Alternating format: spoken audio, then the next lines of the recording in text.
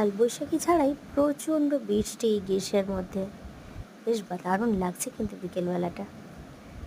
এর সঙ্গে প্রয়োজন গরম গরম পকোড়া আর গরম গরম চা। ব্যাস, ব্যাপারটা দারুণ জমবে, তাই না? কিন্তু দুঃখের বিষয়, আমাকে এই বৃষ্টির মধ্যে এখন একা একাই বৃষ্টি দেখে দিন কাটাতে হচ্ছে। না ফ্যামিলি কাছে আছে, না কোনো